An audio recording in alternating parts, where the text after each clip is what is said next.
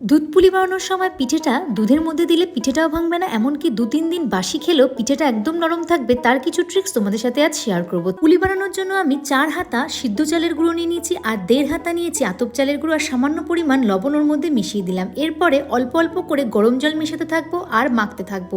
একদম রুটি বা ময়দা মাখার মতো ডোটাকে মেখে নিলাম। এবার ঢাকা দিয়ে 10 মিনিট মতো রেখে দিলাম। এরপরে নারকেলি পুর বানানোর জন্য নারকেলটাকে একেবারে খেজুরের রস দিয়ে ভালো করে টাইট করে জাল দিয়ে সেটাকে ঠান্ডা করতে রেখে দিলাম। থেকে কিনে আনা খোয়া ক্ষীরটাকে দুধ আর খেজুরের গুড় দিয়ে ফার্স্টে ঝাল দিয়ে ওর মধ্যে হাফ চামচ মতো আতপ চালের গুঁড়ো দিয়ে সেটাকে টানিয়ে নিয়ে ক্ষীরের পুরটাকেও ঠান্ডা করতে রেখে দিলাম। পুলি বানানোর সময় লেচিটাকে কেটে নিয়ে চালের গুঁড়ো দিয়ে ভালো করে মাখিয়ে নিয়ে তারপরে নারকেলের পুরটা দিয়ে দিলাম। ওই একইভাবে ক্ষীরের পুলিটাও রেডি করে নিলাম। এইভাবে পুলি বানালে দুধে দিলেও পুলিগুলো একেবারে ভাঙবে না।